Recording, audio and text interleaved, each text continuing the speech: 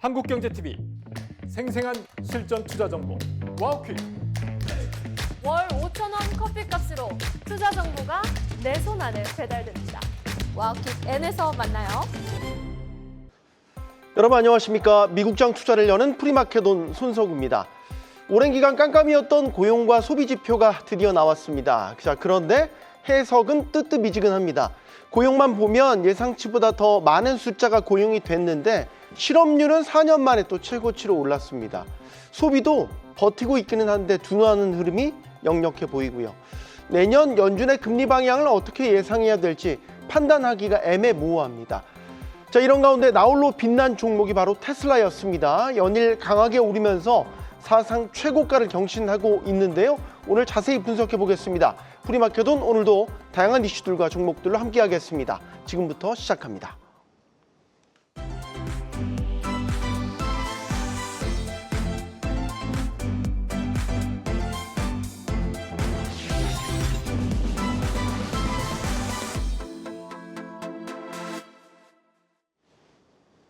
네, 간밤 미장에서 핵심 관전 포인트 하면 역시 지표 발표에 눈이 갔습니다. 고용과 소비가 나왔는데 일단 고용 지표부터 보죠. 윤여민 이사님. 네.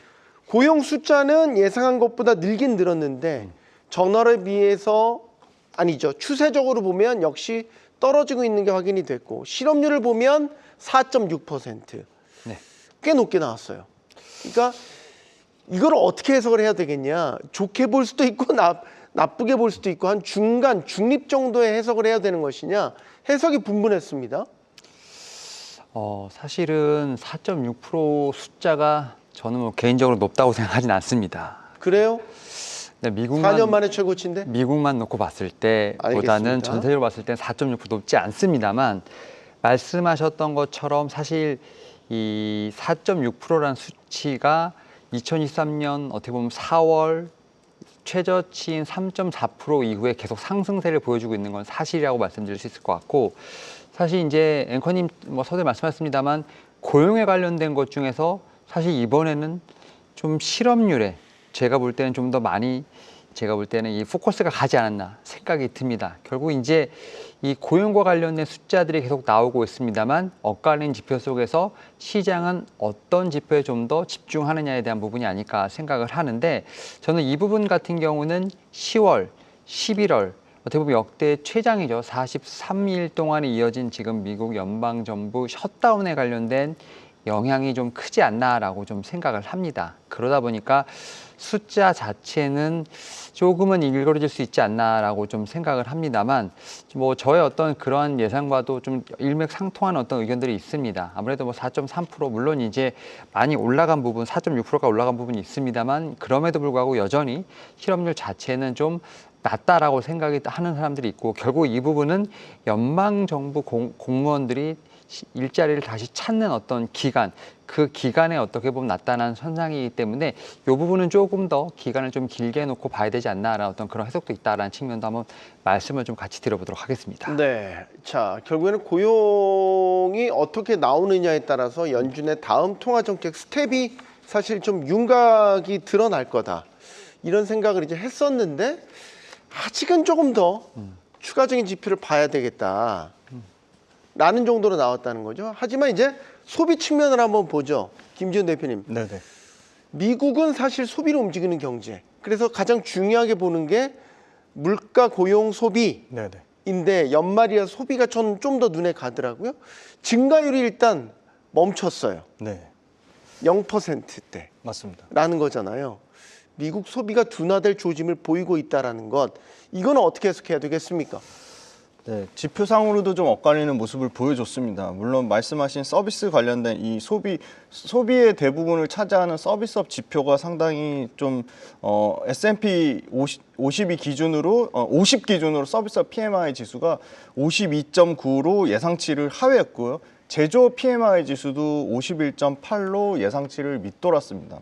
아마 뭐 셧다운 정부 여파로 지연됐던 소매 판매 역시도 7,326억 달러로 전월 대비 보합세보다 조금 낮은 수치, 그리고 시장 예상치인 0.1% 증가를 밑도는 마이너스 수치를 기록했고요. 최근 5개월 내에서 최저를 나타내면서 지표상으로 상당히 나쁜 지표를 보여줬습니다. 특히 소매 판매 중에서 자동차 판매도 부진했고 휘발유 역시도 매출 감소를 나타내면서 전반적인 지표를 부진하다고 나왔는데, 그런데 자동차와 휘발유를 제외한 소매 판매에서는 전월 대비 0.5% 증가하면서 좀 다른 수치를 보여줬습니다.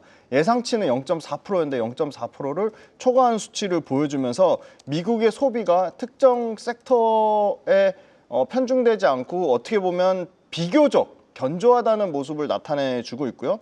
그중에 역시 GDP 산정에 반영되는 컨트롤 그룹을 제외한 소매 판매는 0.8%가 증가되면서 최근 4개월 중에서는 가장 큰 폭으로 증가했습니다. 결론적으로는 총 13개 소매 업종 중에 8개 업종에서는 매출이 증가하는 모습을 보여줬습니다. 월가에 따르면 지금 인플레이션 불씨가 완전히 꺼지지 않은 상태에서 이러한 경제 지표가 기준금리 결정을 둘러싼 더 앞으로의, 그러니까 내년에 예상되는 한 번의 금리 인하조차도 상당히 분열을 촉진하면서 이런 고용과 경기가 빠르게 식어가는 모습을 금리에 좀 반영하지 않을까. 그래서 통화정책의 방향을 잡기가 훨씬 더 어려워졌다고 얘기하고 있고요. 고용증가세, 앞전에 말씀 주셨지만 고용증가세는 유지되고는 있지만 상당히 노동시장이 빠르게 냉각되고 높은 인플레이션이 앞으로 지금 더 소비자들의 소비 여력을 더 떨어뜨릴 거라는 의견이 더 많고요. 노스라이트 자산운용의 크리스 자카렐리 CIO에 따르면 시장은 보통 금리 인하를 반기지만 지금의 소비 성향으로 봤을 때는 경기 침체로 나아가는 과정 중에 있다. 내년에 더 공격적인 금리 인하가 만약에 필요한 상황까지 오면 오히려 증시는 더 하락할 것이라고 밝히면서 상당히 이 소비 지표를 부정적으로 해석하는 견해가 더 많았다고 말씀드리겠습니다. 그러니까 경기가 안 좋아지는 침체라고 하는 국면에서 금리 인하는 꼭 좋은 소식은 아니다. 네네, 증시의 호재가 되는 것만은 아니다. 이거저거 다 떠나서 이건 결국 지금의 경기 상황이 침체로 가는 초기 징후냐, 이 부분을 놓고 이제 어떤 판단을 내릴 것이냐에 따라 달라질 수 있겠죠. 자, 이런 가운데 또 하나 주목해야 될 건 도널드 트럼프 대통령이 대국민 연설을 할 예정입니다. 지금 트럼프 행정부의 인기가 많이 떨어졌어요. 이게 저지선으로 여겨지는 게 이제 40%인데 40% 밑으로 떨어진 상태. 뭔가 트럼프 대통령 입장에 돌파구를 마련해야 되기 때문에 대국민 연설을 지금 잡을 것 같단 말이죠. 어떤 메시지를 내놓는지가 상당히 중요할 것 같아요. 아마 경제 성과도 자랑할 것 같고 내년도 경제를 어떤 식으로 운영하겠다. 그래서 이런 부분을 보완하겠다. 뭐 이런 얘기들을 할 것 같단 말이죠. 당연히 시장 관계자들도 귀를 쫑긋 세울 수밖에 없을 것 같습니다. 일단 이 트럼프 행정부, 트럼프가 어쨌든 이 바이든 행정부 전 이제 민주당을 이긴 어떤 가장 큰 어떻게 보면 공약 중에 하나가 지금 전임 정부에서 사실 미국 시민들은 높은 인플레이션을 겪었습니다. 그러다 보니까 트럼프 대통령 같은 경우는 지난해 대선에서 경제 회복이라는 좀 공약을 내걸었고 이 부분이 어떻게 보면 주요했다라고 좀 말씀을 드릴 수 있을 것 같은데요.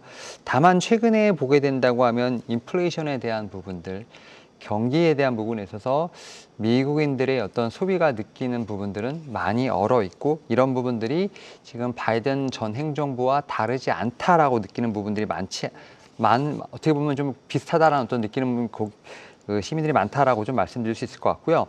그런 측면에서 제가 볼 때는 이 경제에 대한 부분을 좀 어느 정도 진화하려는 모습이 나오지 않을까 생각합니다. 물론 이제 연설 주제와 관련돼서는 언급된 건 없습니다.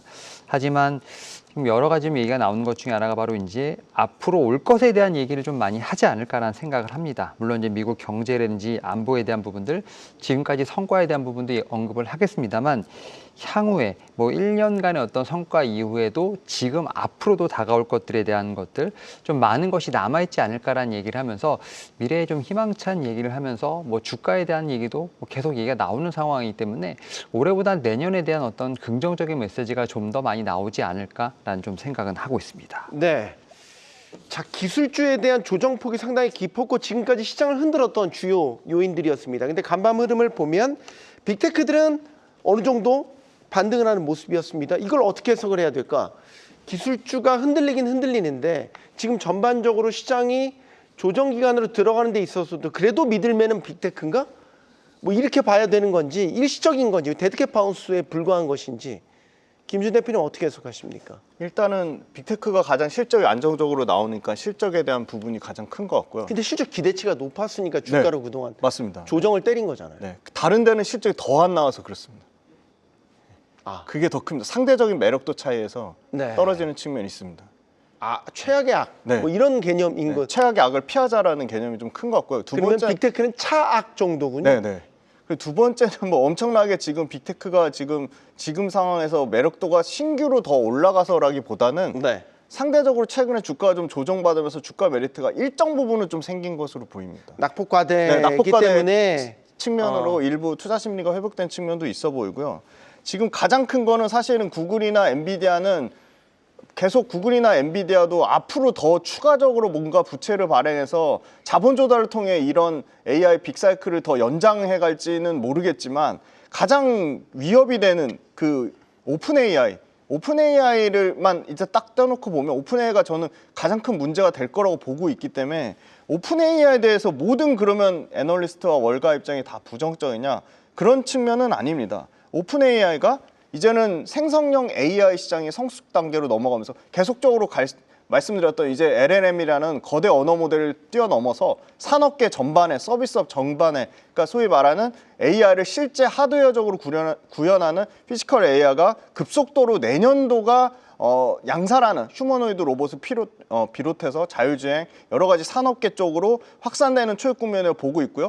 그 다음에 이제 AI를 도입하는 미국의 1000개 이상의 기업을 데이터를 봤는데 현재로서는 앞으로도 추가적으로 65% 이상은 AI를 생산성 향상에 추가적으로 도입할 가능성이 있다. 아직은 그래서 기술 혁신만으로 장기 생존을 담보하기 어렵다는 경고는 있지만 기술 혁신을 이루는 초입 국면에 있다는 점에서 상당히 긍정적으로 보는 측면이 더 많은 것 같고요. 기업용 AI 서비스가 이제 소프트웨어와 하드웨어를 아우르면서 플랫폼을 통해서 콘텐츠를 생성하고 또 차세대 디바이스를 통해 AI를 실질적으로 구현하는 모습을 보고 있습니다. 그래서 그 얘기를 오픈 AI를 too big to fail이라고 하더라고요. 그래서 너무 지금 AI 산업 전반의 투자 인프라 흐름의 가운데 놓인 핵심 기업이기 때문에 지금 반도체나 데이터 센터나 클라우드나 여러 가지 자본 조달의 구조가 서로 얽혀 움직이고 있지만 성숙 단계는 아니고 초기에서 성장으로 넘어가는 어떤 과도기적인 모습을 좀 보여주고 있다. 그래서 현재 시장에서 벌어지는 가장 문제가 될 것으로 예상되는 오픈 AI의 개별적 역할은 생태계의 초입을 확산시키는 국면에 있는 거고 결국은 빅테크 안정적인 캐시카우를 갖고 있는 빅테크들이 이런 AI 생태계를 조금 더 건강하게 보완시켜줄 거라고 그렇게 보고 있습니다. 네. 일단 기술주에 대한 의구심, 거품론이 일고 있는 거는 전반적인 투심이 공격 쪽에서 많이 보수적으로 바뀌었다라는 걸 이제 뜻하죠. 이제 지금 시점의 판단은 그게 이제 좀 진정이 됐냐, 이제 이 부분을 보는 것인데 이런 가운데 그 미국 월가의 투자은행이죠 제프리스가 양자 컴퓨팅 스타트업이죠 아이온큐 이 D-Wave를 분석 대상에 올려놓고 매수 의견 또 목표 주가도 높게 잡았어요. 이런 의견을 제시를 하니까 뭐라 해야 될까 월가의 판단은 양자 컴퓨팅도 상업화 단계에 들어섰나 이제 이런 분석이 나오면서 주가가 또 반응을 하더라고요. 이런 걸 보면 기술주에 대한 투심이 어느 정도 회복이 된 것인가 이렇게도 보여지는데.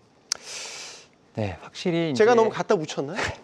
지금 이제 실적 시즌이 말에 놓고 다니는 게좀 갖다 붙인 것 같은데. 다가오는 어떤 그런 과정에서 확실히 이제 캐펙스 투자와 관련된 부분보다는 그게 얼만큼 숫자로 찍히냐에 대한 부분에 관심이 있었다면 약간 좀 이런 부분도 있는 것 같아요. 그래서 내년을 어떻게 보면 주가를 이끌어갈 섹터라든지 이런 전망에 대한 부분도 같이 나오고 있는 상황에서 그럼 2026년 특히 이제 계속해서 AI 거품론 이다 아니다 얘기가 나오는 상황에서 그럼 그 다음 기술은 무엇일까? 뭐 네. 이런 것에 대한 계속해서 지금 이제 의문의 어떤 그런 꼬리를 물고 가는 과정에서 사실 마이크로소프트가 이제 내년 7대 AI 트렌드를 좀 발표를 했는데 거기서 또 얘기가 나온 것 중에 하나 바로 이제 양자 컴퓨터, 그다음에 이제 보안, 광화, AI 관련된 부분도 지금 주목을 받고 있다라고 좀 생각이 듭니다. 결국 이제 AI로 촉발된 것들이 계속해서 확장되어가는 과정에서 결국은 이제 AI의 다음 뭐 AI 반도체의 다음 버전이라고 볼 수 있는 지금 양자 컴퓨터와 관련된 부분들,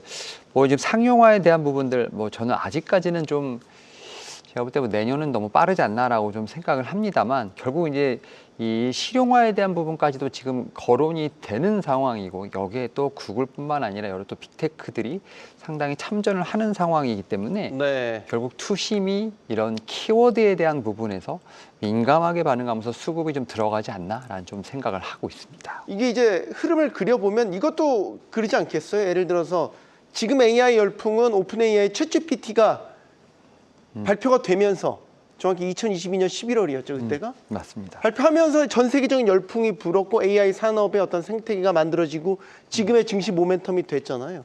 그러니까 지금 똑같은 공식을 저 양자 컴퓨팅에 적용을 해보면 양자 컴퓨팅 버전에 만약에 챗GPT가 나온다. 그런 것들을 지금 관전 포인트로 두고 상용화에 진입했냐 안 했냐를 판단하고 있다, 이제 이런 생각이 들기도 하고. 자, 이런 가운데 우리가 지금 주시해야 될 건 이제 마이크론 테크놀로지가 내일 새벽에 실적 발표합니다. 이제 우리 시장부터 영향을 받게 될 텐데, 메모리 업계의 풍향계입니다. 마이크론 실적 어떻게 전망되고 그 실적의 시장 반응은 어떨지 상당히 궁금합니다. 하나 더 나아가자면 지금 AI 기술주에 대한 일종의 조정, 이게 마이크론 실적 발표로 일대 전환을 맞이할 수 있겠는가, 이 부분도 궁금합니다. 김지훈 대표님. 네, 마이크론 실적은 잘 나올 것으로 예상되는데 워낙 시장 기대치가 높으니까 그 부분에 대한 오히려 실망 매물이 좀 쏟아져 나올 것으로 좀 예상이 되고 있고요.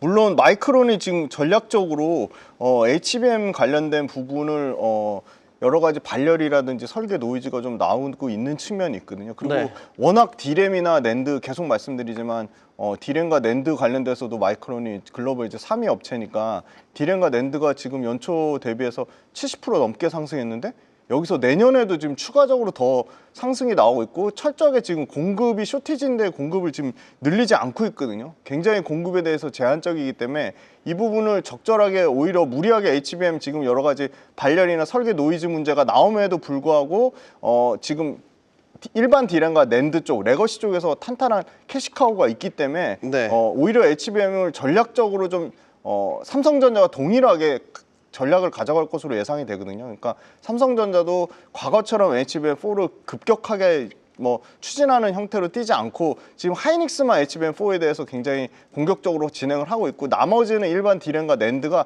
최소한 지금 원래 내년이었는데 최근 추정치 보면 27년도 상반기까지도 일반 디램과 낸드가 좋아진다고 하거든요. 네. 그래서 일반 디램과 낸드가 좋아진다고 하면 그건 절대 삼성전자만의 수혜가 아니라 마이크론까지 같이 이어질 거라고 보고 있기 때문에 마이크론이 실적의 기대치를 얼마나 충족치냐, 그러니까 실적의 기대치를 충족시키지 못하더라도 실적 기대치하고의 괴리율이 줄어든다고 하면 이쪽 반도체 업계에 대한 상당히 좋은, 우리나라 삼성전자나 하이닉스한테도 상당히 긍정적인 영향을 미칠 것으로 보고 있습니다. 네.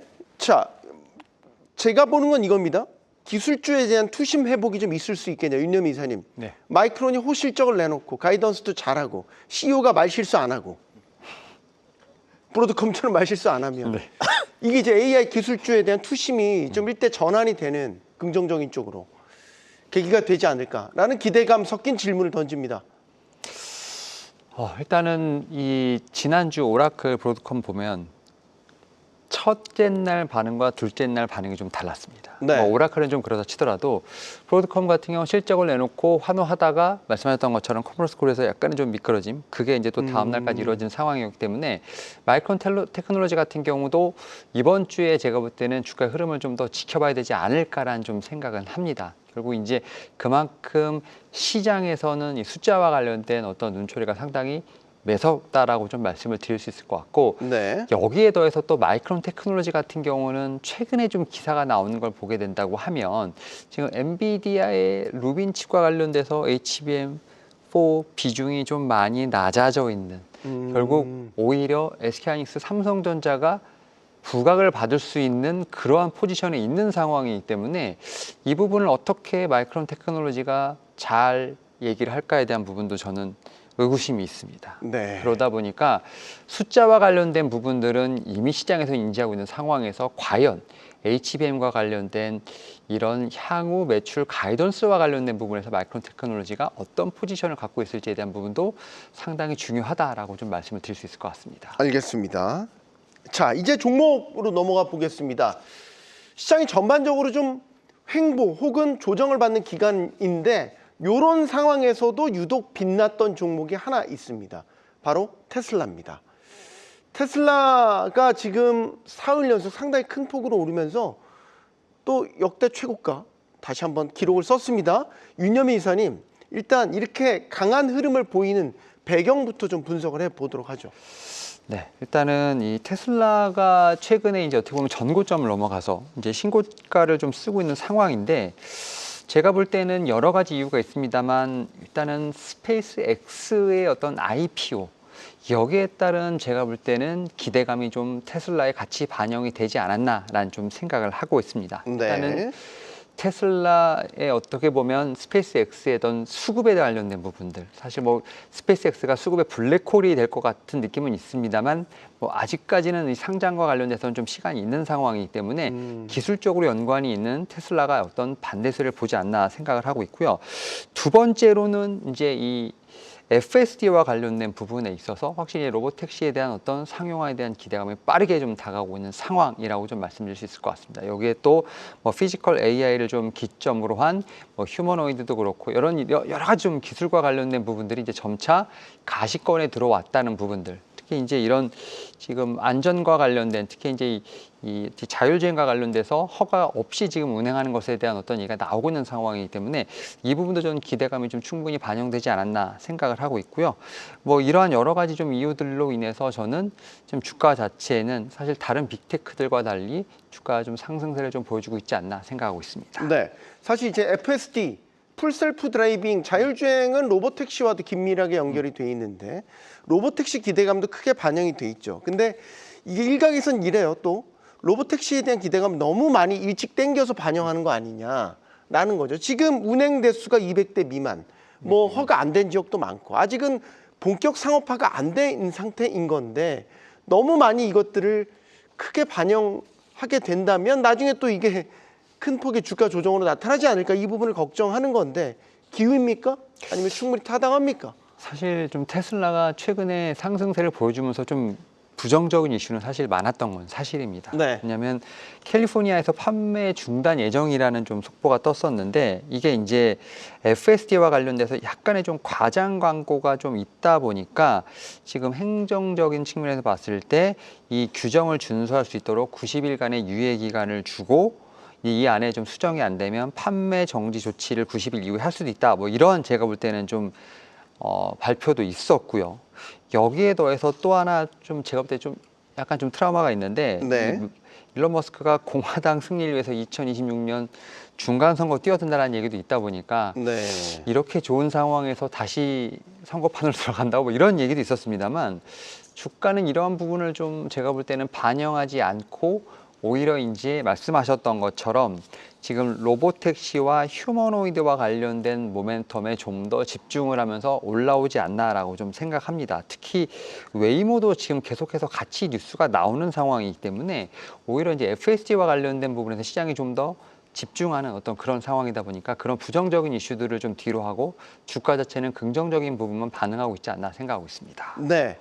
자, 이런저런 잡음이 있는 가운데서도 어쨌든 자율주행, 로보택시, 거기에다가 스페이스X의 향후 IPO 기대감까지 종합적으로 반영이 되면서 테슬라 주가는 연일 강세를 이어가고 있습니다. 이 부분을 일단 주목해서 보시고 추후에 테슬라는 계속해서 분석을 이어가도록 하겠습니다. 자, 다음 종목으로 넘어가 보겠습니다. 김준 대표님 오늘 첫 번째 종목 플래닛 랩스입니다. 사실 플래닛 랩스는 저희가 얼마 전에도 한번 짚었었어요. 여기 이제 위성 관측 사진을 제공하잖아요. 맞습니다. 네. 그래서 상당히 이제 특이한 비즈니스 모델을 갖고 있는데 워낙 뭐 기술도 좋고 이게 또 나사 출신들이 모여서 만든 회사다 보니까 네네. 네, 이 비즈니스 모델에 대한 기대감도 상당히 큰 것 같아요. 일단 분석을 좀 해주실까요? 네. 정확하게 알고 계신데요. 지금 당황하셨군요. 네. 당황했습니다. 플래닛랩스가 굉장히 떠오르는 어떻게 보면 이제 앞으로 이제 우주 항공 위성 산업이 상당히 내년에 아마 스페이스X가 촉발하는 굉장히 새로운 신규 성장, AI에 대한 버블론이 끊임없이 나오면서 AI에 대한 뭔가 계속 퀘스천 마크가 붙는 입장에서 뭔가 또 새로운 성장주, 새로운 신규 모멘텀을 가진 게 없을까 했을 때 바로 플래닛랩스를 보고 있는데요. 세계 최대 규모의 말씀 주신 지구 관측 위성 보유입니다. 위성군을 갖고 있고요. 150개 이상의 위성군을 갖고 있고 이미 글로벌로 상당한 네트워크를 구축하고 있습니다. 매출과 수익성, 미래 성장 지표가 모두 안정적으로 하고 있고요. 최근에 민첩한 항공 우주라는 별명까지 개척한 선구자로 뛰고 있습니다. 매일 지금 이 150개 이상의 위성군으로 그 매일 전 지구를 촬영해서 산림, 벌채, 농업, 기후변화, 전기차 인프라, 다양한 자율주행 등 다양한 여기에 대한 그 데이터를 통한 빅데이터를 통한 통찰력을 제공하고 있고요. 그 실시간으로 분석해 고객에 제공하는 데이터 처리 역량을 더 업그레이드하기 위해서 최근에 또 엔비디아의 그 제슨 토르 플랫폼을 이용해서 지금 AI적인 요소까지 도입을 하고 있습니다. 최근에 그리고 또 독일의 베를린에 새로운 시설을 도입해서 차세대 아울 위성군이라는 거를 개발을 진행하고 있고 기존에 지금 잘 캐시카우가 나오고 있는 슈퍼노브 위성 이거의 대체품으로 훨씬 더 업그레이드된 성능으로 내년에 상당히 이 부분이 실적에 대한 기대감을 키울 것으로 보고 있고요. 역시나 숫자도 따박따박 잘 나오고 있습니다. 3분기 매출은 전년 동기 대비 35% 증가한 8,125만 달러로 월가 예상치가 7,200만 달러인데 이걸 10% 이상, 두 자릿수 이상 초과를 했고요. 수주 잔고 역시도 사상 최대치를 기록을 하고 있습니다. 그리고 재무구조 역시도 계속 안정적으로 나오면서 조정 에비타를 560만 달러 흑자 전환하면서 전년 동기만 해도 불과 20만 달러의 적자에서 상당폭의 실적 개선이 이뤄지고 있습니다.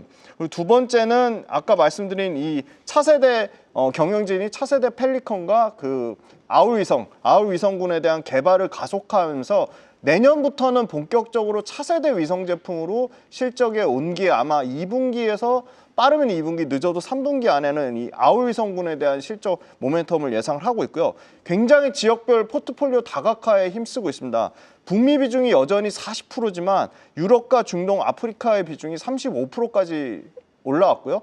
내년 정도 되면 북미, 유럽, 중동, 아프리카의 비중이 45%까지 올라갈 것으로 보고 있고요. 아시아 태평양 역시도 20%의 비중을 차지하고 있습니다. 그리고 라틴 아메리카가 한 5에서 10%의 비중을 차지하고 있으면서 또 어플리케이션별로 보면 국방과 이 정보 쪽 고객이 매출의 60% 이상을 차지했는데 민간 정부라든지 상업 고객, 그러니까 나머지 40%의 비중이 급격하게 좀 올라갈 것을 보고 있어요. 민간 정부 쪽에서도 민간 사업도 한 30%대까지, 상업 고객 역시도 지금의 16%에서 한 25%까지 올라가면서 전반적인 매출에 대한 안정성이 좀 기대가 되고요.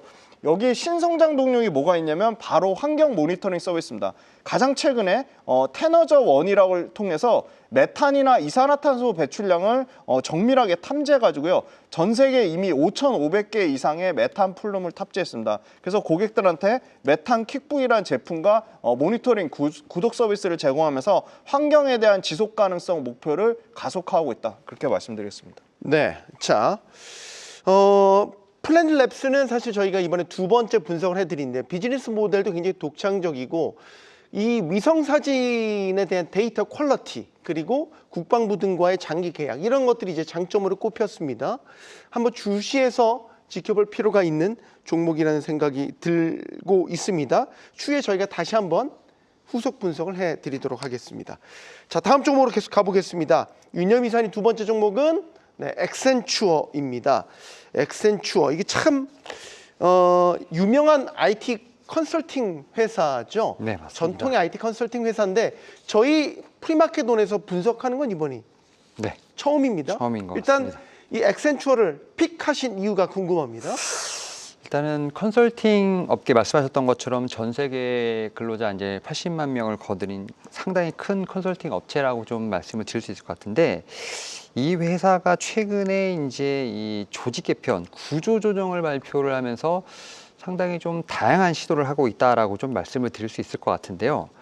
일단은 이제 우리가 흔히 말하는 사원, 뭐 이제 직원, 뭐 근로자라고 하죠. 이 근로자라는 용어를 변경했습니다. 재창조자라고 합니다. 리인벤터라고 하는데 이제 직원을 어떻게 보면은 재창조자, 결국은 새로운 영역을 만들어가는 어떤 그러한 어떤 파트너로서 인식을 하고 부르고 있다라고 좀 말씀을 드릴 수 있을 것 같습니다.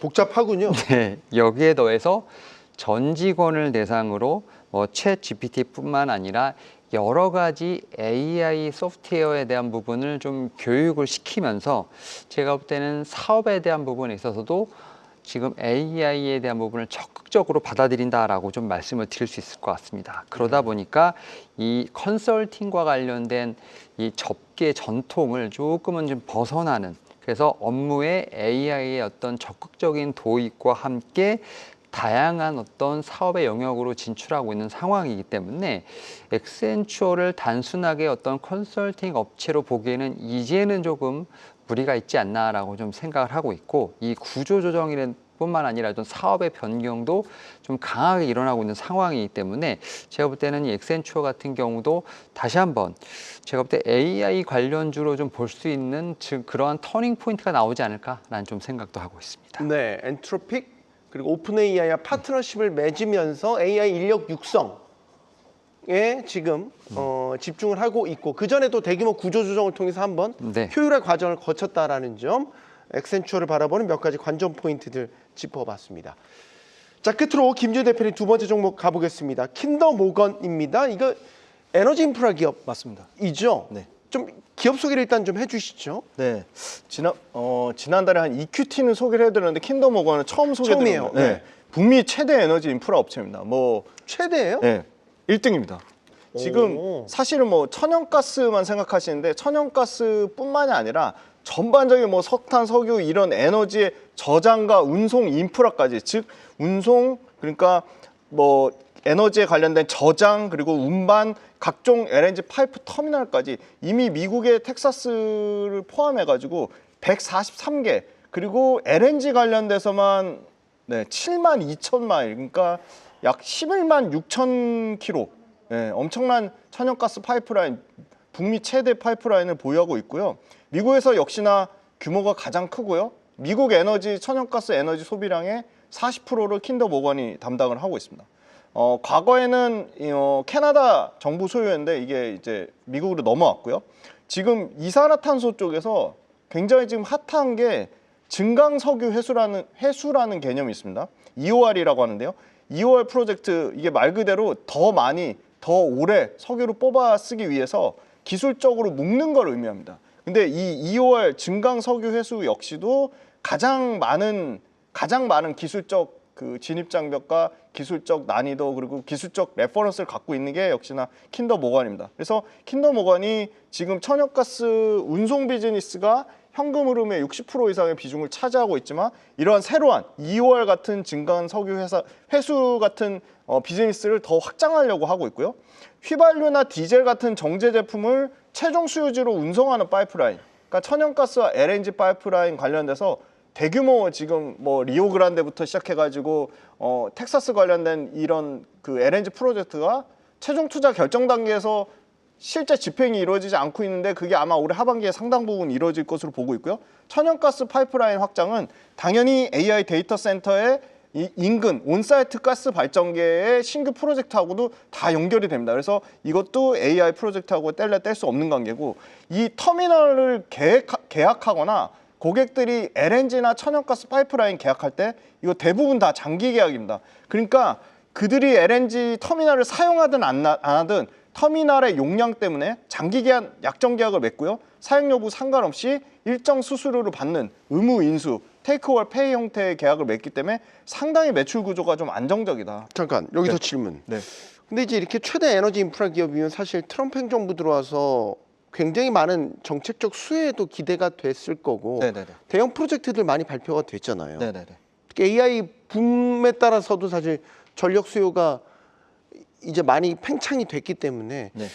그런 거에 따라 사실 미국 내의 에너지 기업들, 에너지 인프라 기업들 주가 꽤 많이 올랐잖아요. 근데 아까 주가 보니까 변동성은 좀 커 보이는데 생각보다 올라가질 못했는데 고점을 많이 높이질 못했는데 네, 지금 나오네요. 네, 정확합니다. 변동성은 큰데 방향이 횡보하는 흐름이네요. 맞습니다. 왜 그런 거죠? 이건 좀 다른 것 같은데. 24년도 중반부터요. 8월 말부터 25년 1월 초까지 이미 선반영돼서 좀 바짝 한 70% 정도가 주가 랠리를 펼쳤습니다. 그래서 그런 선반영된 측면이 있었고요. 주가 상승이 펀더멘탈에 앞서간다는 의견이 좀 부정적인 월가 의견이 불과 한 7, 8월 달까지만 해도 그런 부정적인 좀 의견이 있었고요. 아까 말씀드린 LNG와 천연가스 그리고 RNG 관련된 프로젝트들이 대거 취소가 아니고요. 지연된 부분이 있고요. 파이프라인에 대한 비용 상승이 좀 나온 부분이 있습니다. 고금리라든지 그다음에 유가나 원자재 가격이 받쳐주지 못했던 부분이 이런 그 프로젝트를 진행하는 킨덤워건의 프로젝트가 대부분 비용 상승으로 인해서 마진이 뭐 급격하게 악화된 수준은 아니고 시장에서 예상했던 것보다는 마진에 대한 비용 압박 부담도 있었습니다. 그래서 그런 부분이 상당 부분 25년도 중반 들어서 주가가 굉장히 부정적인 모습을 띄었는데 아까 말씀드린 대거 이제 LNG 프로젝트, 천연가스 프로젝트가 새로 시작되면서 다시 월가의 전망들이 올해보다는 내년보다는 27년도에 역대급 실적을 찍을 거라는 굉장히 월가 전망이 낙관적으로 바뀌기 시작했습니다. 지금부터 시작이다. 네. 주가의 네. 이제 상승. 그래서 지금 킨덤워건이 갖고 있는 수주잔고 백로그가 지금 3분기 기준으로도 거의 100억 달러에 달하기 때문에 이게 실적으로 반영되는 게 차곡차곡 26년도부터 최소 28년도까지 3년 텀으로 반영될 것으로 지금 예상이 되고 있습니다. 알겠습니다. 자, 김지호 대표님 마지막 종목 킨더모건까지 분석을 해봤습니다. 자, 오늘 정규장 어떤 일정들이 있는지 정리를 좀 해볼까요? 윤여미 이사님. 네, 일단은 오늘은 제가 볼 때는 경제와 관련돼서는 좀 많은 이제 연준 이사들의 어떤 연설, 여기에 또 유럽 같은 경우는 소비자 물가 지표가 좀 발표되는 상황이기 때문에 여전히 좀 경제 지표에 대한 부분들은 체크할 필요가 있다라고 좀 말씀드릴 수 오늘 있을 것 연준 이사들이 연달아 연설에 나서는군요. 네, 맞습니다. 특히 윌러 이사 같은 경우는 뭐 또 제3회 지금 이제 차기 연준 의장으로 거론되고 있는 상황이기 때문에 상당히 좀 이 연설을 주목할 필요가 있다라고 좀 말씀드릴 수 있을 것 같고요. 그다음에 뭐 내일 새벽 6시가 되지 않을까 싶습니다. 가장 중요한 마이크론 테크놀로지의 실적 발표 좀 봐야 되지 않을까 생각합니다. 6시 반부터 컨퍼런스 콜이 이어지는 상황이기 때문에 과연 포워드 가이던스에서 어떤 얘기를 할지 이 부분도 상당히 주목할 필요가 있다. 같이 말씀드려보도록 하겠습니다. 알겠습니다. 자, LSK 패트너스 윤여민 이사 또 JS 인베스트먼트 김지훈 대표 오늘 함께 해주셨습니다. 고맙습니다. 가장 먼저 만나는 프리마켓의 중요한 시그널 프리마켓 나옵니다. 이 시각 현재 프리마켓 개장 상황 확인해 볼 텐데요. 의미 있는 움직임 보여준 무버 종목부터 함께 보겠습니다. 테슬라는 운전자 없는 로보택시를 시험 중이라는 머스크 CEO의 발언에 연일 급등세를 이어갔습니다. 이로써 테슬라 주가는 어제 사상 최고가를 돌파했는데요. 오늘 프리장에서도 소폭 오름세 이어가고 있습니다. 메타는 인스타그램 릴스의 TV 전용 애플리케이션 출시에 돌입하며 어제 상승 마감했습니다. 기존 모바일 중심이던 릴스를 TV 화면으로 확장하겠다는 전략인데요. 현재 프리장에선 조정을 받으면서 보합권에 머물고 있습니다. 이어서 서클 확인해 보겠습니다. 비자가 서클이 발행한 USDC 스테이블 코인을 이용한 결제를 시작했다고 밝히며 어제 9% 넘게 급등했습니다. 다만 오늘 프리장에선 차익 매물이 나오면서 보합권에서 움직이고 있습니다.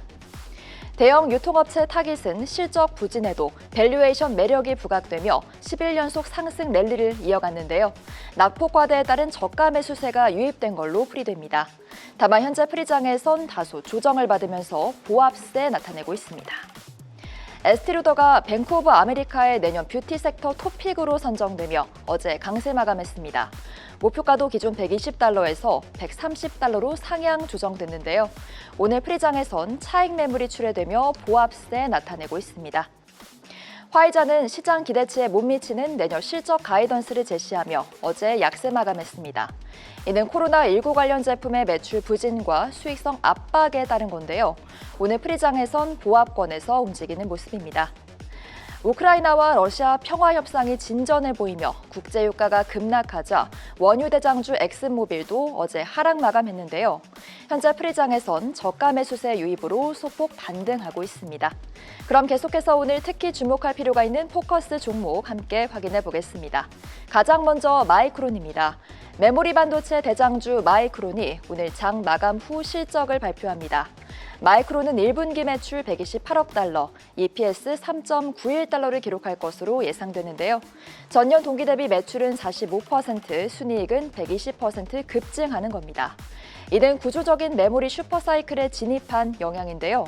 하지만 동시에 AI 거품론도 확산하며 실적 발표를 앞두고 주가가 요동치는 모습입니다. 어제 주가는 최근 급등에 따른 피로감에 하락 마감했고 현재는 다시 매수세가 유입되며 2% 넘게 반등하고 있습니다. 이어서 제너럴 밀스입니다. 글로벌 식품 기업 제너럴 밀스가 오늘 개장 전 실적을 공개합니다. 2분기 매출 47억 8천만 달러, EPS 1.02달러가 예상되는데요. 이는 전년 동기 대비 모두 감소한 수치입니다. 한편 RBC 캐피탈은 제너럴 밀스의 물량 회복 추세에 주목하며 아웃퍼폼 등급과 목표가 63달러를 재확인했습니다. 오늘 프리장 주가는 강보합세에 나타내고 있습니다. 마지막으로는 워너브라더스 확인해 보겠습니다.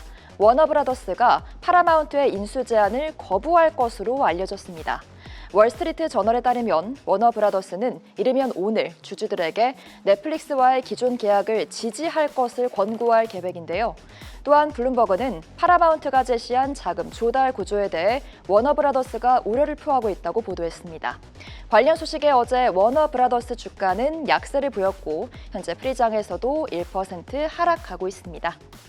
네, 이렇게 여러 종목들 함께 살펴봤는데요. 뉴욕 증시는 흔들리는 고용 속에 경계감이 커지는 가운데 반도체 풍향계로 불리는 마이크론의 실적에 관심이 쏠립니다. 그럼 지금까지 프리마켓 나우 서효원이었습니다.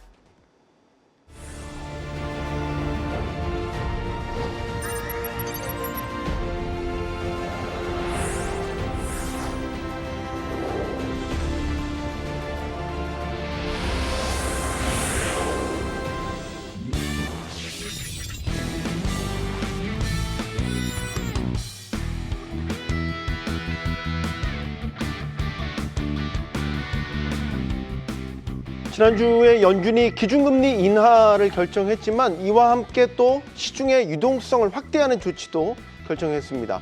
바로 400억 달러 규모의 단기채 매입을 결정한 거죠. 증시에는 금리 인하보다 오히려 이 유동성 확대 조치가 더 임팩트가 있을 것이라는 분석도 나오고 있습니다. 왜 그렇게 봐야 되는지 더 프리미어 강관우 대표에게 그 이유를 들어보겠습니다. 안녕하십니까? 안녕하십니까? 일단 연준이 인하는 사실상 보험성 인하에 가깝고 그거보다 더 귀를 반짝하게 했던 게 바로 유동성 조치였단 말이에요. 단기채 매입을 결정을 했습니다.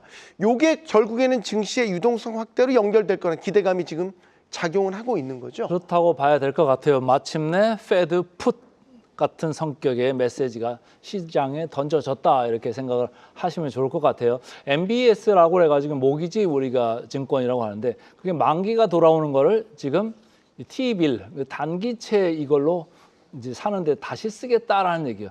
실질적으로 그 퀀터테이브 이징은 아니지만 양적 완화는 아니지만 실질적으로 시장에 유동성을 공급한다. 그리고 시장을 우리가 지키고 있다. 그리고 경제가 나빠진 거에 대비해서도 선제적으로 페드가 우선적인 조치를 취하고 있다. 이런 메시지를 시장에 강력하게 던져주는 거거든요. 그러면 위험 자산을 슬슬 가도 된다 이런 이제 얘기를 시장에다 던져주는 거다. 동시에 채권 시장에 있어서도 우리가 단기채 이쪽 단기 자금 이쪽에 수도꼭지를 지금 틀어놓는 거랑 똑같은 얘기거든요. 그러니까 단기 자금 경색될 일 없을 거다. 그리고 장기 자금은 뭐 지금 정상화로 가고 있다. 수익률 곡선 관리도 페드에서 하고 있다. 그래서 주식 시장, 뭐 채권 시장 할 거 없이 좋은 시그널이면 뭐 분명한 것 같습니다. 네, 유동성 공급 조치가 이제 발표가 되면 사실 거기에 따라서 국채금리도 좀 반응을 하면 움직일 것 같은데 큰 반응은 없는 것 같아요.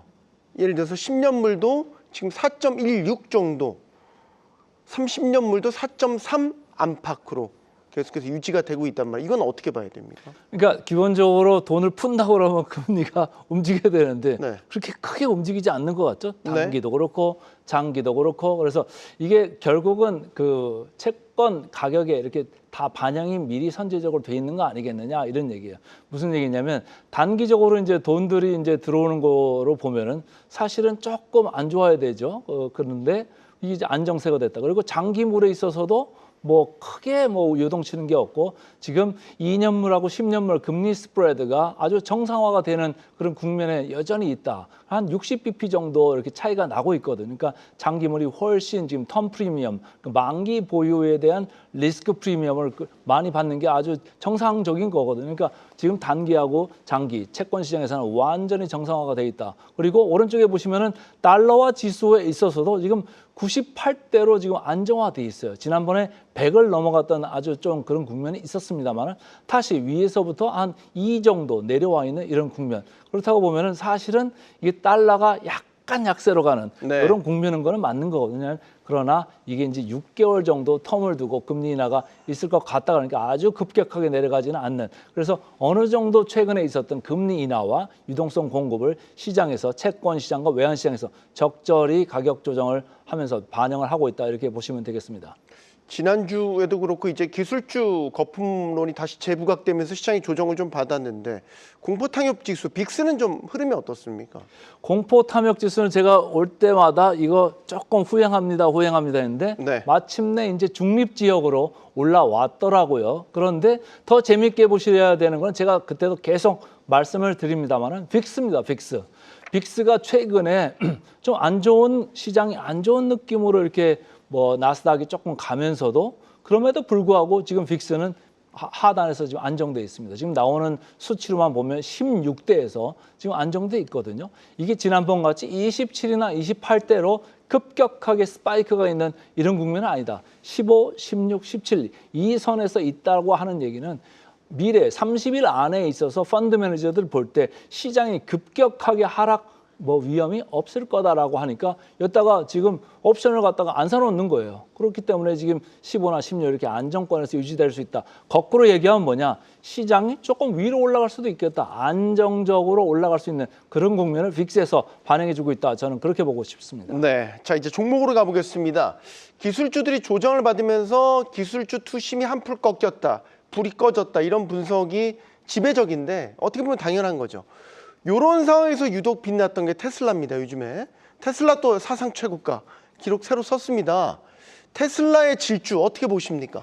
저는 테슬라에 대해서 항상 틀렸던 사람이에요.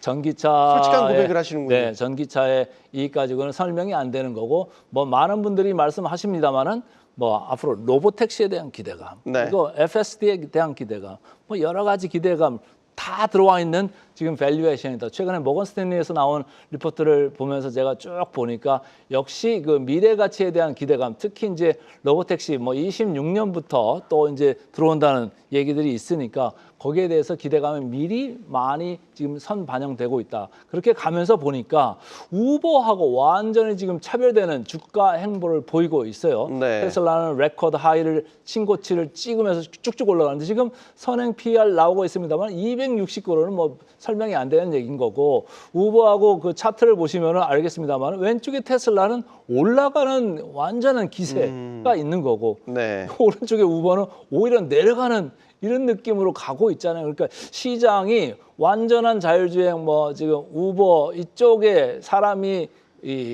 하는 주행 체계 그리고 플랫폼 체계 이쪽보다는 테슬라가 하는 쪽을 지금 손을 들어주고 있는 거 아니겠느냐 이렇게 봅니다. 우버는 뭐 밸류에이션으로 보면은 테슬라의 10분의 1밖에 안 돼요. 그런데 시장의 유동성은 테슬라로 계속 달려가고 있다 이렇게 보여집니다. 그래서 제가 볼 때는 뭐 캐탈리스트가 있기 때문에 뉴스가 있기 때문에 올라가는 건데 지금 밑에 RSI 보시면은 지나갔습니다만 70 정도로 가 있어서 조금 이제 과열 국면으로 들어가고 있습니다. 이 점은 유의하시는 게 좋을 것 같습니다. 네. 자 이제 내일 새벽이면 마이크론 테크놀로지가 실적 발표를 합니다. 메모리 풍요한계 마이크론 실적도 궁금하고 최근에 이제 그 머티리얼 어플라이드 머티리얼즈도 한번 분석을 해주신 바가 있어서 같이 연계해서 분석을 해보면 어떤 포인트가 있겠습니까? 이게 이제 내일 이제 우리 시장에서 지금 다행이었던 게 삼성전자, SK하이닉스 주가가 오늘 3, 4% 다 급등했어요. 반등을 했어요. 그래서 마이크론이 먼저 이제 움직일 거를 미리 선반영하는 그런 측면도 약간은 느낌이 있다 이런 생각을 먼저 말씀을 드릴게요. 네. 마이크론은 아까 선행 PER 차트를 다시 보신다고 하면은 가장 오른쪽 끝에 있는데 11배 정도로 상당히 셉니다. 오른쪽 끝에 있지요. 그런데 이 미국 S&P의 기준에 반밖에 안 되는 거고요. 지금 엔비디아가 나오고 있습니다만 엔비디아보다도 현저히 낮습니다.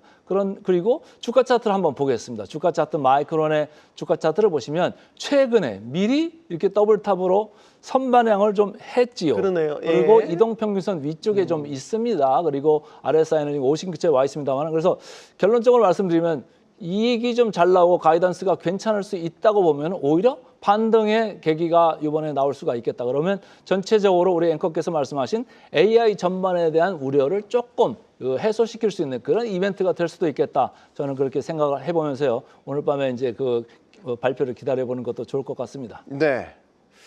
잘 나오길 바라고 시장 반응도 좋기를 바랍니다. 이건 뭐 우리 시장의 반도체 큰 두 축과도 아주 긴밀하게 연결이 돼 있기 때문에 최근에 좀 조정받아서 마음고생하셨던 분들이 많이 있으니까 마이크론 실적이 하나의 또 전환점이 됐으면 하는 바람을 전해보겠습니다. 계속 가볼까요? 이번에 은행주들을 한번 짚어보겠습니다. 뭐 대형 투자은행, 미국 월가의 대형 투자은행 하면 딱 떠오르는 곳들이 몇 군데가 있죠. 그중에 골드만삭스와 JP모건 한번 짚어보겠습니다. 사실 이렇게 금리 인하 시기에는 투자 수익이 커진다는 거를 좀 반영을 해서 네. 주가도 괜찮은 흐름을 보이죠. 요즘에 어떻습니까? 요즘에도 뭐 그걸 미리 이제 선반영하는 느낌이 있어가지고 골드만삭스의 주가가 미리 이제 고점으로 갔다가 약간은 이제 조정을 받았죠. 금리 인하 시기에 있어서는 일반 은행들은 순이자 마진 그러니까 넷 인트레스트 마진이라는 게 조금 줄어듭니다. 그렇게 주는 그런 마이너스 요인이 좀 있어요. 물론 이제 금리가 내려가다 보면 대출 성장이 있죠. 그러니까 대출 성장이 늘어나는 게 금리 마진의 폭이 줄어드는 걸 충분히 상쇄할 수 있느냐 이게 이제 관전 포인트인데 그거는 JP모건 체이스 여기에 이제 해당하는 얘기고 왼쪽에 골드만삭스는 아까 우리 앵커께서 말씀하신 대로 IB입니다. IB는 뭐냐면은 금리가 인하면 M&A 딜이 됐든 무슨 IB 딜이 됐든 딜 수가 많아집니다. 그럼 골드만삭스는 돈을 어마어마하게 불 수 있는 그런 체제가 되지요. 그리고 여기 양쪽 다 뭐 그 펀드 회사가 있습니다. 그래서 뭐 급하게 탄력적으로 가는 걸 원한다 그러면 골드만삭스가 좋은 거고 안정적으로 가는 걸 원한다 그러면 JP모건 체이스도 괜찮은 선택이 될 수 있습니다. 네. 자, 성향이 좀 다르다라고 네, 그렇습니다. 보여지는군요. 시간이 거의 다 됐긴 했는데 마지막 이제 이 질문 하나만. 오라클이랑 브로드컴이 지금의 이 사단의 촉발점이 또 됐습니다. 그렇습니다. 진정됐습니까 이제? AI 버블을 지금 자꾸 의심케 하는 네. 그 두 회사가 됐는데 제가 볼 땐 단기적으로는 뭐 지금 브로드컴이 급하게 떨어졌고 그리고 앞으로 뭐 하드웨어부터 소프트웨어 단기적으로도 또 성적을 낼 수 있는 이런 회사이기 때문에 조금 보시는 게 좋고 오라클 쪽은 돈만 계속 들어가고 돈을 언제 벌 거야 이 의심이 계속 있는 거잖아요. 조금 장기적인 관점에서 좀 느긋하게 대응하셔야 된다. 두 개의 회사가 뭐 AI 버블의 한 가운데 있습니다만은 그 대응의 성격은 조금 달리하시는 게 좋을 것 같다 이런 생각을 하고 있습니다. 네, 여기까지 듣겠습니다. 더 프리미어 강관훈 대표였습니다. 고맙습니다.